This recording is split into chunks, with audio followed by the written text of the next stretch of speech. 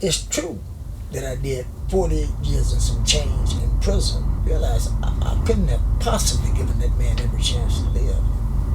Man, I don't give a fuck what a person does to make themselves happy as long as they ain't hurting nobody. This is episode 2 of the Maelbox podcast. This is somebody, well, actually, we took a little long weighted hiatus. Now, I know I may seem a little flustered, but that's because, we're dealing with a lot, we're doing a lot. There's a lot of moving parts, there's a lot of things that's going on over at Treasure Media.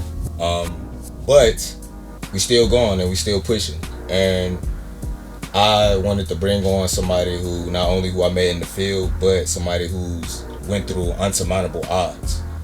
This man has conquered things and been through things that not so many people have or will. And not bragging and not saying that it's something that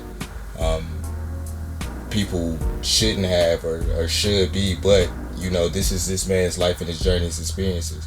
So with all that being said, I want to introduce my friend, my colleague, my comrade, Mr. Charles. What's going on, brother? All right, brother, how you doing? I'm good. Glad. With all that being said, man, for starters, how are you today? Shit, I'm alive. Good start. Yeah. Good start. That's good. I mean, it's always good to be alive. Hey, where you go if you ain't? Okay. Yeah. So, coming and just being somebody that's, you know what I mean, in this world, in this society now, your journey, just give me the baseline, your childhood. How was it growing up? I grew up in the 50s and 60s down in Louisiana and Jim Crow country. If you want to get a real basic understanding of what it was like, check out Emmett Till. Google it. Go to Google. Look at Emmett Till. I won't need to see anything else. Oh, okay. And from that standpoint, that was that. But I also grew up in the country. Working and hunting and fishing and living. That's good living, yeah, man. So, skitty fish. Yeah. So, hunt deer. I look at myself as having a good life. I wouldn't trade it for shit. Where were you born? Louisiana. Deep up in the belly. Now, Louisiana. That's something we share in common because I'm also from the South. I'm from Atlanta. It's a different life, man. A whole different life. It's a whole different way of living. It's a whole different point of view in life. Mm-hmm. And that's why I want to always stress that by saying we're not from this place, but we are of this place. And not meaning that you could be anywhere on earth and be a real motherfucker. But when you are living in LA, it's different from being in the South. It's different from being in different places because it's a different mentality. And coming from the South is so, I would say you're more in touch with human nature. You know what I mean? Rather than being in certain parts of LA and, New York where the metropolis is too spread out.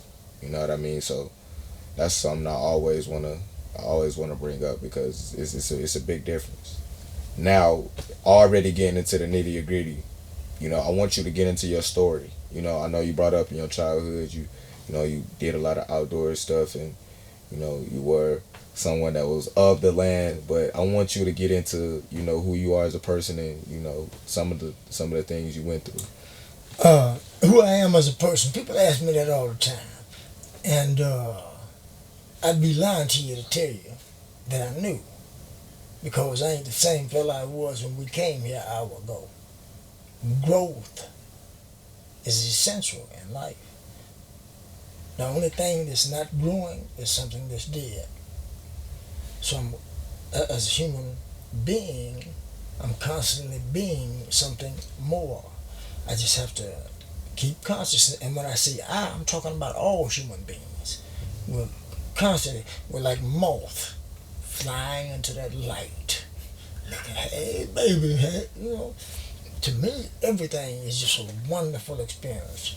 You talk about me and my odyssey, the little bullshit that I went through. Man, I see people out here going through so goddamn much more. I just want to say, motherfucker. What the fuck, man? And then, how can I complain? You know what I mean? Every time I want to complain about some shit that all I gotta do is just look around and see people struggling every day, man. Tired. You know, you can hand sore. You see people on the bus with 3 or 4 kids. I met a lady one time with 8 kids getting off a bus down near 7th and Alvarado. Damn. 8 kids. That's too much. That's too many goddamn kids. By herself. She had one of the kids was kind of helping out and everything. Brother, That's I a had start. $37 motherfucking dollars and I was mad I didn't have no more. You talking about, you know how we say in the hood, nigga, break yourself. Break yourself. Nigga, I was dropping coin. You talk about a blessing. Yeah. That's a blessing to me to be able to have a few bucks to give a lady. You see, that's a lot of damn that's kids, all though, Mr.Charles. good shit. That's So to me, 8 kids. That's a damn oh basketball my God. team. And look, she was thankful and grateful. The little kid, I'm like, holy moly! This shit was better than weed, man. This shit was better than weed. You know, I like weed. I love weed. So I'm telling you, God is good, man. So as far as my life overall, I can only tell you the truth. Mm-hmm. I have a good life. I had a good life. I have a good life today. It's true that I did 48 years and some change in prison. First termer, no prize, never been in prison in my life, honorably discharged, U.S. Marine, but I was cool.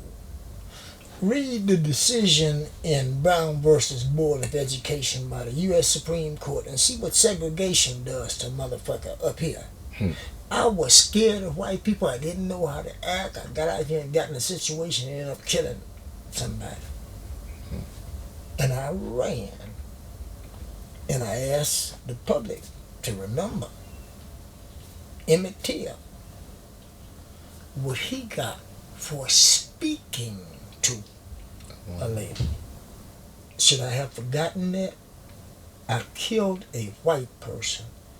The circumstances, in my mind, were irrelevant.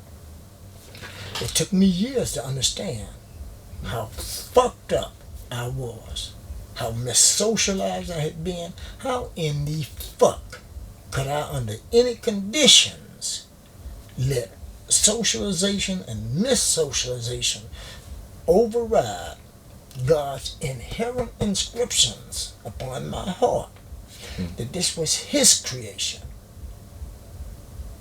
I was stupid. I, of course, blame the world. Who the fuck? I ain't gonna blame me. I ain't finna take no fucking shit. Man, I'm 20 goddamn years old. Who the fuck is responsibility? Who the fuck? What? I don't know what this motherfucker don't know nothing about. Don't want to. So in my mind, and this is the fucked up part. This is how fucked up. See, it's easy to blame, and I accept blame because I fucked up. Ain't no way around it. Ain't no 2 ways. None of that shit. I fucked up. But the thing is, brother, people don't understand.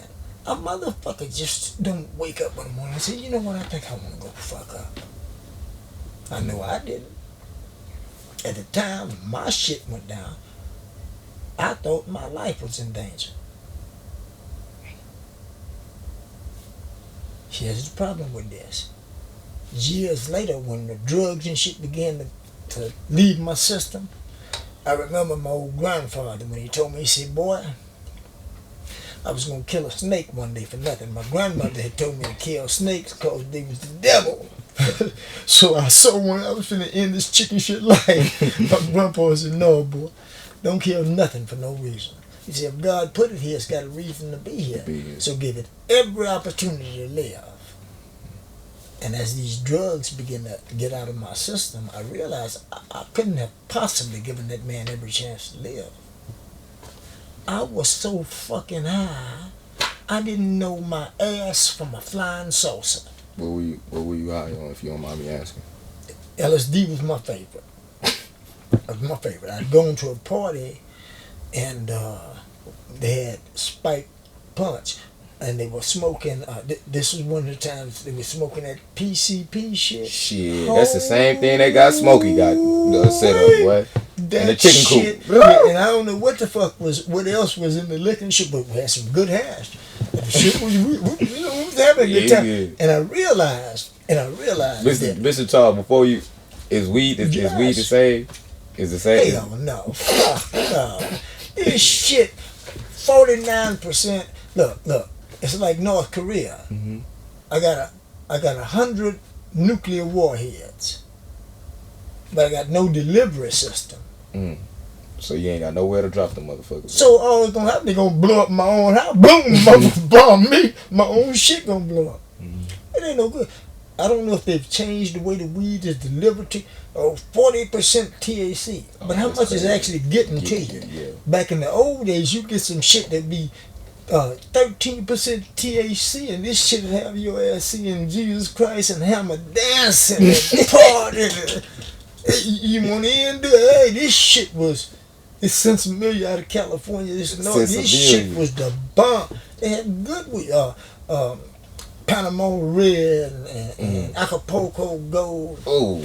They is gone though. I don't know. Everything's been chemicalized.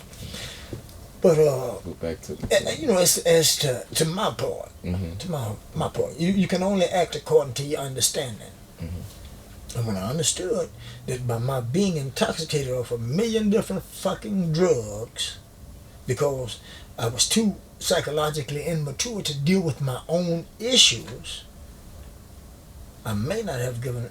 No. I did not. I could not have given this man a fair chance to live. Ain't no telling if I perceive the situation correctly. Ain't no telling if just a second longer would have saved his life, but because of the, you know what I mean? You get away from that shit. For me, you can't just forgive yourself. Fuck you. I didn't kill my goddamn self. Motherfucker, I hate that shit. Yeah. You've got to forgive yourself. Fuck yourself. I hate that shit, man. Man, I fucked up. I had a rabbi tell me. He said, look, boy. He didn't say it like that, but this time he said, look, man. It's done. You done fucked up. Mm-hmm. Ain't no get back from that. He said, but try to live your life doing good. He said, you can't make up for what you did, but just live the rest of your life doing good. That's the best you can do. Made more sense than any goddamn thing I ever heard in my life. Were you as remorseful for your crime when it happened? When it happened, shit, I thought I was right. I got the right to save my motherfucking self. I got the right to live and be safe. Life, liberty, the Constitution guarantees me that shit too. And this is what I mean. Under the influence, I felt myself threatened. Was it real? Was it not?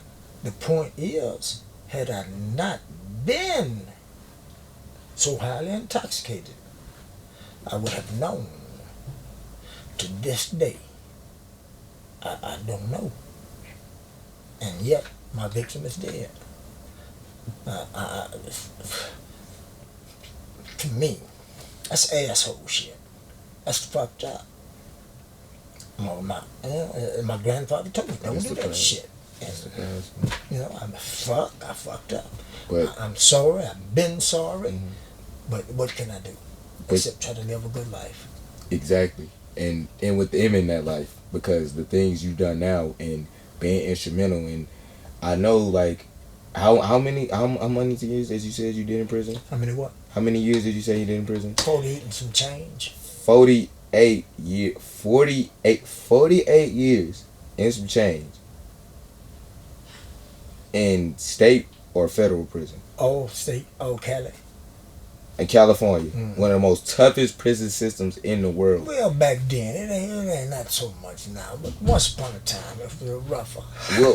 Well, how was the environment back then? Because what year, if you don't mind me asking you? Well, I fell in 1975. I fell in March of 75, and I got out in June of 2023.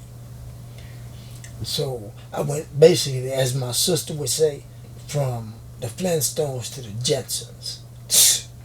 In reality, when I come out, I didn't know LA because they built in damn near 50 years. Like how many buildings, and I wasn't sure what was coming. They didn't tell me when I left on parole. Here's your shit, beat it. All right, I was happy to go, so I'm gonna take my shit and beat it. And I didn't really know anything, and then I hear people talking. And I got about 5 to 15% of most of what was being said, but I didn't understand shit. I didn't. In a lot of ways, it was overcoming and wonderful at the same time. It was like your homeboy talking about being born again. What the fuck is this? Holy mother ducking moly! It was, and look. For me, I'm telling you, for me, probably the most powerful thing was. What? Imagine this. I'd forgotten children. So you had kids when you. No, I had forgotten children. Like forgotten kids at all? I had forgotten that children exist. So you didn't have any type of entertainment? When I saw one, entertainment. Give me an example. Like I know you had TV inside. There were TVs. And, I didn't pay attention to that shit. TV to me was like looking in that evil mirror where wicked witches. I wasn't a TV fan. I was because of the propaganda value, because of the way they fed us bullshit on TV. Mm-hmm. I didn't. So it was like seeing a Tyrannosaurus Rex on TV. You understand that ain't real? Yeah. Well, children wasn't real because I didn't see any in my life. There weren't any in prison for 48 motherfucking years. TV, I can see a T-Rex, I can see a spaceship on TV. Seeing a kid on TV didn't even register to me. They were non-existent in my universe for so long that they disappeared. And when I saw something, I like to shit a golden goose egg. So, what the fuck? That shit, oh my, and it was under good conditions too, and then it was fucking wonderful. Yeah, it was fucking wonderful. So, and speaking of that, like, because you spent, that's almost 50 years inside, so that's half a century, and not to speak and not something is like, it's like so grand, but it is because it's a part of your life and your story because you lived a life before that, and going inside you also lived a whole nother life. Absolutely. And absolutely. I tell, like, the first time I met you, you showed me your boxing clippings, and I want you to get into what was some of the things that not only you were able to achieve while you were inside, but just your MO or like who you were, as you walked in them county police. Probably achievement was coming to understand that the images which had been painted into my brain were not actually self-images, that they were images given to myself by someone else. Coming to understand that potential counted and that everybody had it. Coming to understand that God gives so many gifts to us all. I'll give you an example. When I was a young man, I could sing my ass off. But I sounded like a girl. And I fucking hated it. I was an athlete. I had muscles. What the fuck I look like sounding like a girl? That shit used to piss me off. So when I went to the Marine Corps, and I was a squad leader, I would call cadence for my boys, and I'd harden my voice so that I could sound more like a man. Help. And I fucked around and fucked my vocal cords up. Now I can't sing 2 fucking notes in a row. And look how much money singers make. Bolt motherfucking load. My granny, after you try to sing down. Yeah, my granny told me, she said, boy, don't appreciate the gift God gave you. Same way you give it to your job. If you didn't say job chicken shit, that's how I took it. That's how I be hearing shit. Same way God gave it to your job chicken shit ass. Take it back. And sure enough, man, I can't sing a lick. I be letting I'm pretty sure you put something together. You know what you gotta do is this is for motherfuckers who can't sing. Bullshit. You gotta sing after somebody. Yeah, you gotta sing after somebody that know how to sing for real. Anything can be done. I'm just bullshit. If you sing after Michael Jackson, anything sound good. Goddamn it, I'm telling you. Michael Jackson, bad boy. He's a bad boy. Motherfucker was bad. Yeah, that was a Jackson 5. Like, tell me about your boxing career, man. I know you been knocked some motherfuckers out. That's why I came out to California, because I had been offered a professional boxing opportunity at a place called the Main Street Gym. But I tell you about my racial experiences in the South. And that was a white guy who I was dealing with who was a good guy. But I was internally racist. And in the Hoover Street Gym, I mean, I could feel myself. I felt the flush and everything. In the Main Street Gym, I felt more sterile. And these guys in the Hoover Street Gym, I felt more comfortable with. And boxing is a dangerous sport. You know that early in the game. If you ever been boxing, that's a danger. So you got to, if you're smart, you're gonna be cautious and careful. If I get cut, if I get a thumb in my eye bad, I needed somebody I trusted.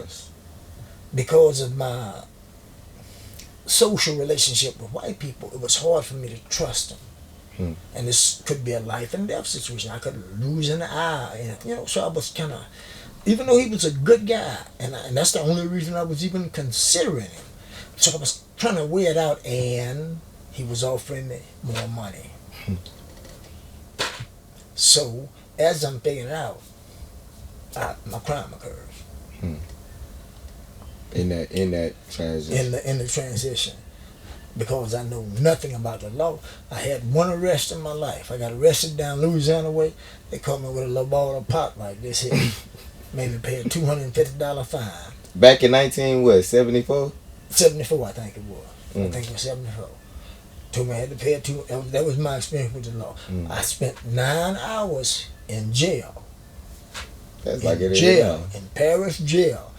Until the judge came. The judge didn't. I got arrested like 12 o'clock. Judge was at 9. I appeared. Boy. He said, you got $254 in your wallet. Will $4 get you home? I said, yes, sir. I was going right around the corner. I was working at a nightclub. So I was going right around the corner. I said, yes, sir, he will. He said, okay, then. I'll see you later. That's what I love about the South. Cut the bullshit. Got right to the point. Let's get to the point. That's one of the things I love about the South. So he let you go for the... I gave him I paid you the gave fine. Him fine? I gave the fine. And I had 1 year probation. I didn't even know what probation meant, but I wasn't going to jail, so I was happy. I went on about my business. So I didn't really have a criminal background in the sense of understanding the law. And the system like young black flesh. I was young and tender. If you ever see it, I might have a picture of when I was in the Marine Corps. You ain't gonna believe it. Looking at this right here, you ain't gonna believe it. I was a young tender one time. I went to prison at 20 now. Imagine waking up 3 months before you turn 69. That's how my life was. I got out 3 months before I turned 69 years old. And guess what? I ain't complaining. Because your homeboy in the book, I'm talking about the one they call Christ, the prophet, Yeshua. He said, look, man, I don't want to hear that shit. And I'm paraphrasing, of course. Of course, I'm paraphrasing. He said, look, don't go do some shit and then take a beating with a stick and come crying to me. And that's how I felt. I felt like I did something. Even though they fucked over me on my time and how they did, even though all that happened, I did do something. I took a human motherfucking life, man. So, it's hard for me to fucking complain. It's hard for me. You took it right to the chin. Fuck. As they say. So. But on the boxing thing. Heavyweight champ. 8 years. Do this. Man, I loved it. It was in my DNA. Yeah. And how did you get into it inside though? Because not only have not only have you told me about your boxing experience, you showed me the clips, but I seen it in person, like being, out and having somebody run up on you and they be like, "Oh man, I remember you from being inside. I did time with you. Yeah, I remember you was a boxer, man." And it's affirming because it's like, wow, like, he's not somebody that's just saying it because, you up there and you did a lot of time. So it's like, it's easy to make up a story way back then. But you somebody that ain't lying. You ain't lying. The whole reason I come out here was to be middleweight champion of the world. Mm-hmm. I was 161 pounds back then. So when I went to prison, and boxing was available, and look, I was granted parole after 6 years. I made my first appearance at the board. They told me they thought I was as much a victim of a crime as a perpetrator. Yada yada yada. Commended me for my education. I gone to college. I made sure. So they used to give us such good therapy in CDC. It's a goddamn shame. They used to actually try to help us. And then came mass incarceration. Goddamn. And shit went to hell in a handbasket. But I'm telling you, before then, I had a therapist I'll never forget as long as I live. Her name was Dr. Helen Leonard. And she was probably in her 70s when I was in my 20s. Now I'm in my 70s, so it's hard for me to imagine that she remains embodied. But I'll love her until the day I die. This old white woman taught me so much about myself psychologically and put into words and showed me. It was like your homeboy talking that shit about being reborn over and over, just like waking me up. And it was free. She was a state hired psychologist. So the state actually did try to hire you. By the time I went to the board, I already had 2 trades. They would make sure if you wanted a trade, man, they would get your ass in a trade so quick. They would try to help you. Back in the day. Then came mass incarceration. That's crazy how the whole game. And all that shit shut down. We were living in cells made for one person. They were designed for one human being. They came in and screwed a bed onto the wall, and now you got a bunkie. When you get up, you're going to keep scars on your legs because they didn't file the beds down or nothing. They had slag from being welded and all that on. They were in a hurry. And so, man, if you piss in the shit, and look, man, your head this far from the toilet while your bunkie's taking a piss. Because the cell was designed for one man. It wasn't designed, and no way you was going to make it where it was going to, me and you cellmates. I'm gay. So you wake up and my foot is in your bed and the police shining the light on. Now they writing your family saying, hey, your son is gay. Huh? What? So it was a bad situation. Just to even be as close. And it was fucked up. It was fucked up. Because I don't roll. I ain't holding no, man, I don't give a fuck what a person does to make themselves happy. As long as they ain't hurting nobody. Man. As long as they ain't hurting me. I'm trying to. What? Rightfully so. You like, okay. You like eating catfish, I like eating corn. That's all good, you know. So it was just. But listen, I'm off track. I wanna get back to you on the boxing thing. You remember old Butterbean, don't you? Oh Butterbean. yeah, I know. Yeah, Butterbean, right on to you, man. Butterbean used fat. Mm-hmm. Butterbean was a fat boy. Nobody believed Butterbean could fight. He used fat and made himself. You also was a sheriff too. I didn't know that. Yep. I didn't know that. He was a sheriff.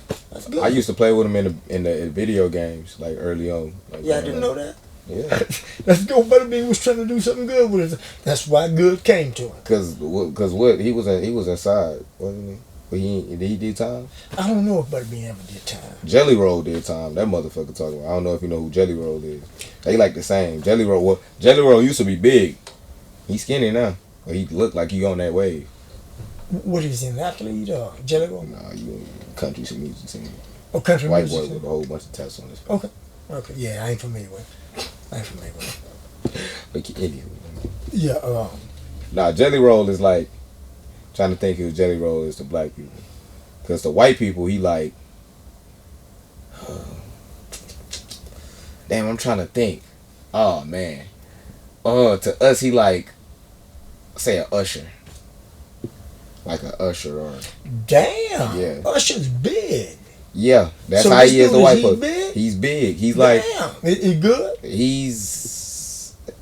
If you like that type of music, yeah, but he's like the usher of rock and roll, and that's like a horrible comparison. But like, if you want to talk about like, he's very. Shit. He's very Pretty clear to me. He's good. If he's the usher of anything, yeah, that motherfucker good. I don't want to go around calling motherfuckers the usher and shit though, cause that ain't the standard. The usher's good, but Usher good. Usher good. Yeah, but boxing. Just it was basically me fighting myself. Same thing I'm doing now. But anyway, like Butterbean used his shit, I'm trying to use the same thing with my age. See, I'm old, and I'm telling you, motherfucker ain't gonna expect what they gonna see. Yeah. So I believe I can be not just entertaining, but show stopping. I'm a good boxer. I'm a good fighter. Mm-hmm. How many? What was your record inside? I think overall it was 102-3. And damn. And you fought 100 niggas? No. Try 1,000. Damn. Try 1,000. What? Listen. As heavyweight champ, any motherfucker that showed up and challenged you to fight, if you gonna be heavyweight champ, it was too much racial bullshit, and I'm black, and I ain't gonna never deny that. Yeah. And then, motherfucker, you wanna challenge me? Let's go do the third thistle. Well, it's crazy because I have fought 17 motherfuckers in one day. What? 17 people. 17 different people. Inside. Why you was inside? Yeah. You called 17 pays. Lined up each one. What happened when you got to the 17th person? Same thing that happened with the 16, 15, 14, 13. Were they all black? No. Most of them were. But people get tired. And look, a trained fighter is something different from just somebody throwing. It was kind of unfair. I get a couple of them up in here. And they don't know how to move. I'm gonna start changing it. Well, maybe this really wasn't a good idea. I'm gonna help change your mind. This is why they used to call me Dirty Red. Yeah. Cause I didn't fight dirty. But you bring that smoke, I'm gonna see if you really want. Give him a chimney, goddammit. You could have been knocked him out. That's not my goal. Mm-hmm. My goal is to bring the smoke. Mm-hmm. That's what you want. I'm gonna get around to the KO. But you wanna make a I want to make you feel something. Yeah, I want you to I want you to have. Look, I love the way the youngster said today. I want you to feel some kind of way. Make a motherfucker for real. Beautiful. I want to make you real. Well, I'm not a well boy, so I'm gonna leave the boxing shit alone. I'm gonna leave it alone. But no, that's just real shit. It's though. too. I enjoy it. Real shit. Look, we might hook something up and get down to a gym or something. Yeah, because I said it's Wild Card right down the street. Cause you know. Wild Card put me out. Oh yeah. Put me out. You remember I told you that? Why they put you out? Well, we ain't got to talk about it. Okay. But Wild Card put you. I got that. God damn it, y'all. Shit.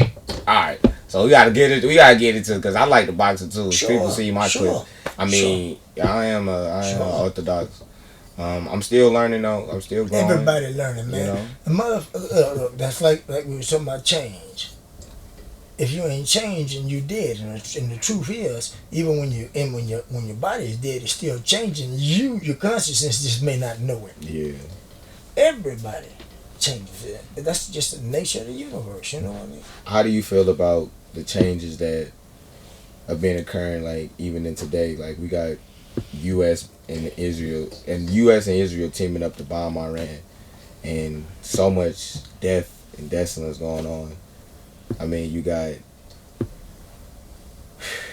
so much going on in Nigeria as well. You got so much going on in Africa, our homeland. You got so much going on here, like with inflation and Trump. I just want your words on it. Like, how do you feel about what's going on right now? I don't watch the news and anything like that. Why? The propaganda.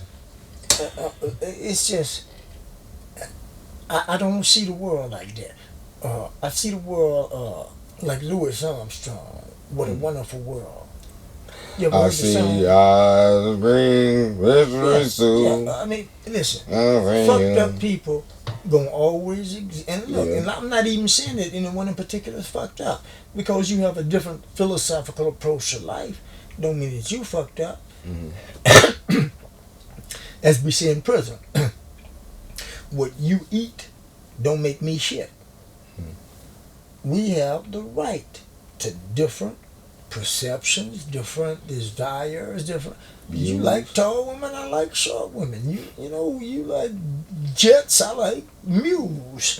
Everybody like different stuff. You know what I mean? So I don't like to judge people and say shit like that, but it's just, for me, we living in paradise. We always say, oh, if we could get back to Eden, we're already living in Eden. We just need to quit shitting in it, wiping our ass and pissing. Don't shit where you eat at. Goddamn. Don't fuck, man. Make the world. We can make the world good. Motherfuckers just don't know how to. They don't know how to do that. Good. They don't know how to do that, man. And I ain't saying it's easy. Listen, I'm a jackass. So believe me, I ain't saying that what's going on is small and maybe easy to figure out. I'm just saying we gotta try. We gotta do something and try to work this shit out so that people stop dying. I mean, that's the most precious gift. I feel you on that one. And with all that being said, Charles, I know we can go on and on and on and on, but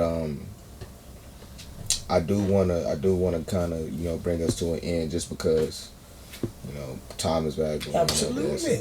Absolutely. As well as I know your time is of the essence. So, just getting into the later half of this, just your journey getting out of prison, and after doing, and you say like 49 years, after doing 49 years, getting out, living life in 2025, getting a phone, technology, internet, porn.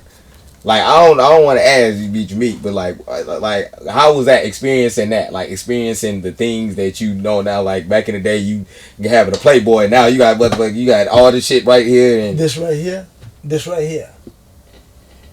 would cost you an additional 10 years in prison at one time. If you get caught with one of these, you might do 5 years in the hole.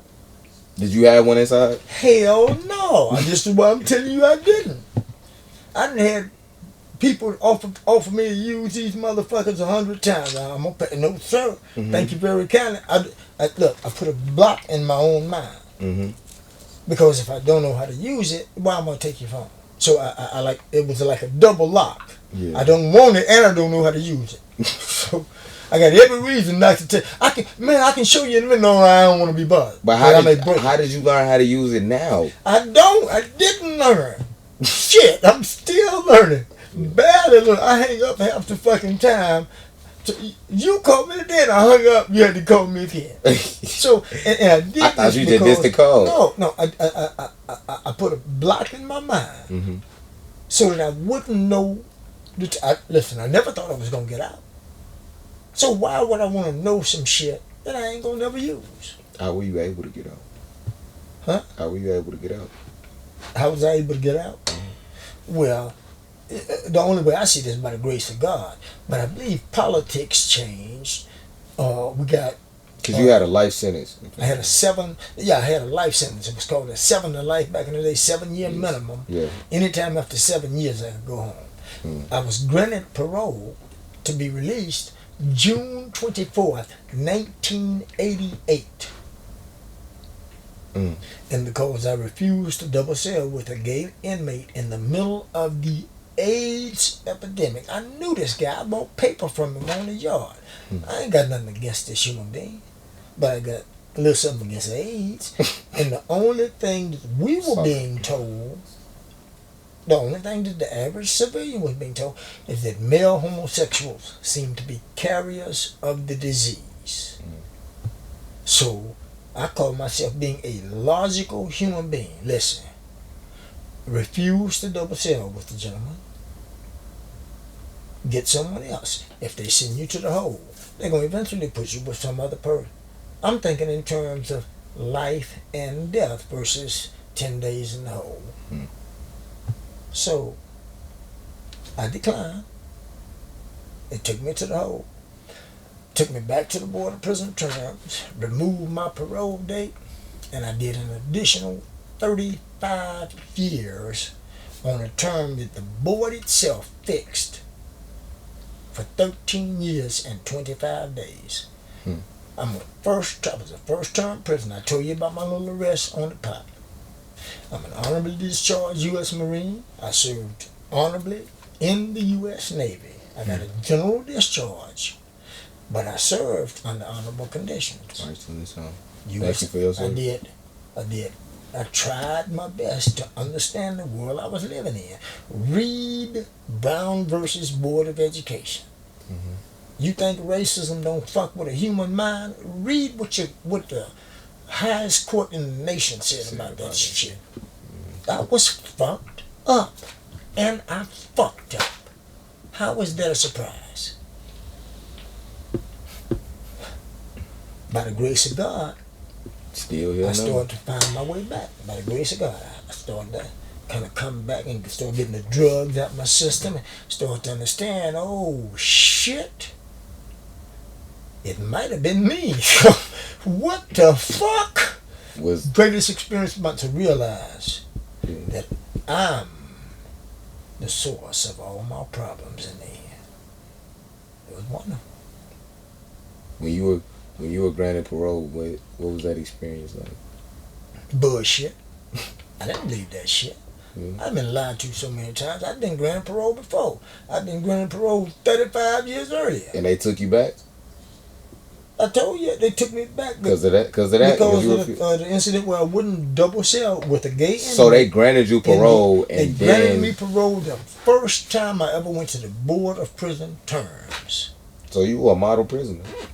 No. Because I ain't a model, nothing.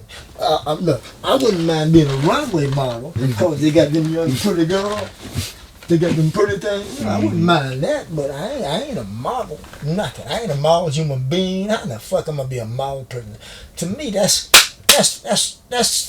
nasty to say that. Talking about the system, saying that to a person, and that's what they tried to require of us to get parole.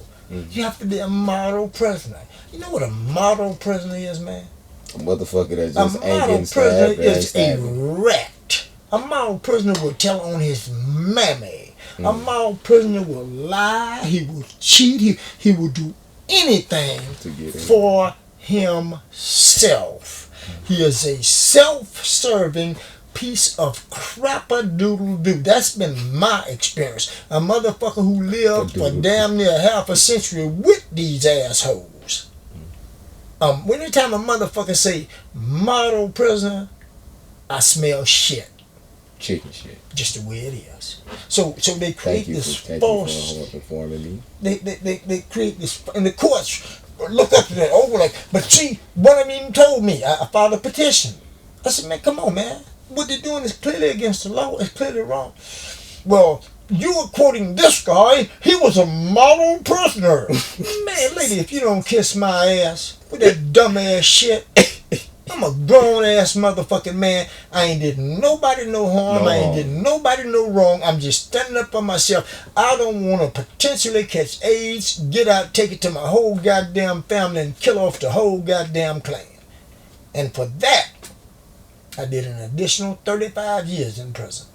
Never charged with any crime during 48 years. Never. Never even accused of a crime. That's crazy. And these 30. So I did more now.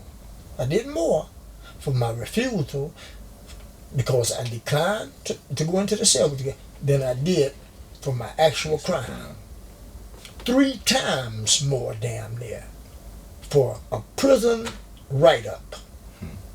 Oh, and by the way, I got every goddamn thing I'm sending to you in paper. Looking for a lawyer. And one of you motherfuckers want to help me with a silver suit?